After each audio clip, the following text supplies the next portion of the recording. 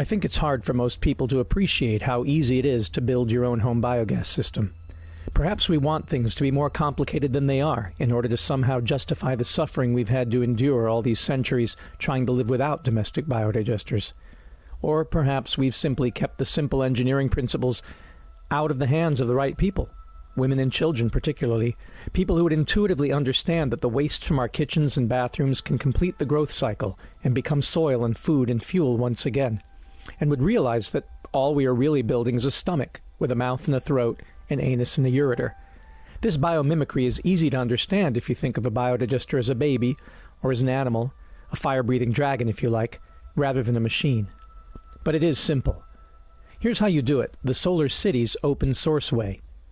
Get yourself an old IBC tank, an international bulk container. You can find these used IBCs, these pallet-based 1,000-liter plastic shipping containers, literally all over the world. Take a 3-inch hole saw and drill 3 holes in the top of the tank as shown. If you're in a place with no electricity and no power drill, take a piece of metal pipe with a 3-inch diameter and heat it up and melt the holes through the plastic.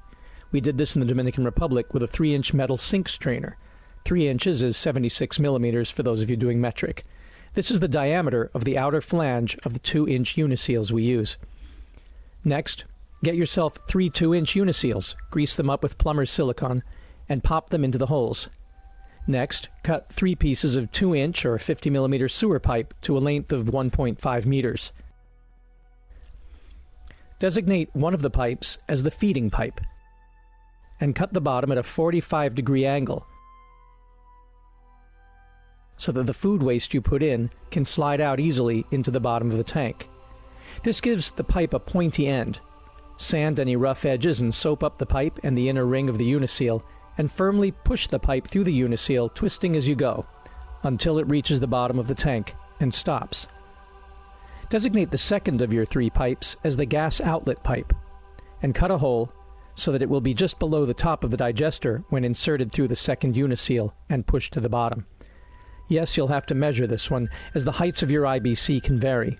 You can do this by putting the pipe in the hole before you put the uniseal in and making a mark with a permanent marker about 2 centimeters below the place where the top of the tank touches the pipe.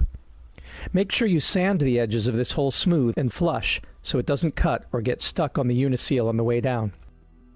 Then push the gas outlet pipe into the tank through the uniseal. We like to put the feeding pipe and the gas outlet pipe on the same side of the digester, as we find that this is where most of the food settles and most of the gas rises and collects. Designate the third of your 2-inch pipes, the slurry or effluent pipe, where the rich organic liquid fertilizer or compost tea will exit. We cut a hole in this last pipe. Make sure you also sand the edges of this hole smooth and flush so it doesn't cut or get stuck in the uniseal on the way down, so that when it's pushed down to the bottom through the uniseal, the hole will be somewhere near the middle of the tank. We do this because bioactive solids are being digested at the bottom of the tank, mostly carbs and protein, while lipids, oils, and fats will rise and be digested at the top of the tank, and we don't want to remove feedstock that is still energy-rich. By placing the outflow pipe on the opposite side of the tank, diagonally across from the feeding pipe, we maximize the hydraulic retention time of the feeding material, that is, the time it spends being digested in the tank, so we can win the maximum amount of energy from it. Since our digesters are a kind of plug-flow digester design, the food we push in one side of the tank is slowly shoved to the other side of the tank when new material is added. But the fertilizer we force out with each feeding has had the best opportunity to get digested, and because we draw it from the middle of the far end of the tank, it comes out as a liquid that is nitrogen and nutrient-rich, but doesn't clog pipes. The sludge can stay in for years and years, and only rarely needs to be pumped out to make a solid compost. With these 3 pipes in place, you're basically done with the digester. The rest is plumbing. First, we want to take care of the gas outlet pipe. The 2-inch pipe sticking up above the digester ensures that the gas outlet is well above the water line and is wide enough that manure or other solids you may have put in to inoculate your digester don't clog the pipe and stop the gas from coming out.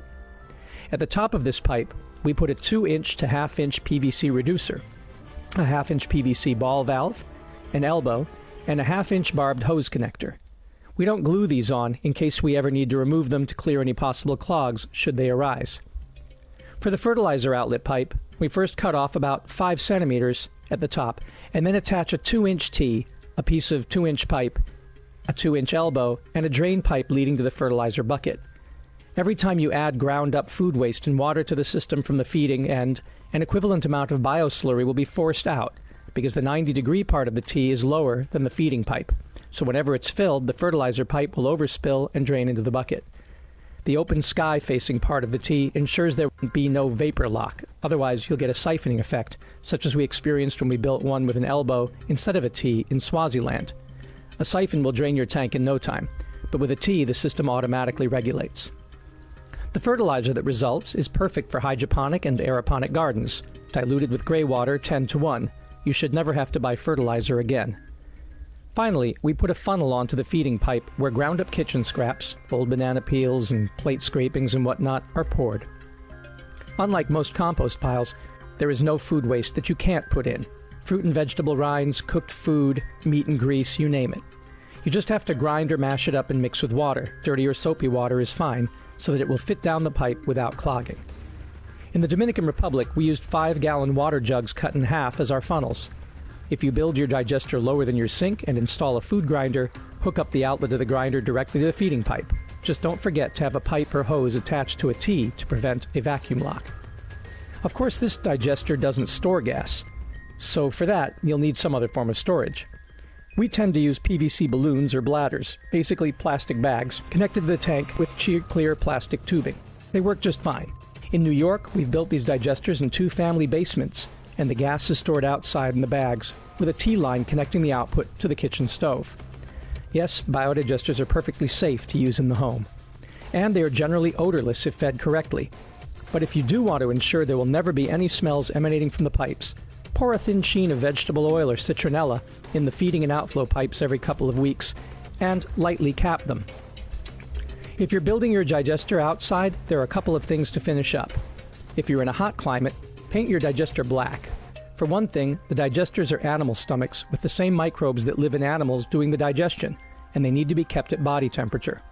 The sun will heat up a black digester and help keep it warm. For another thing, the microbes must be kept in the dark.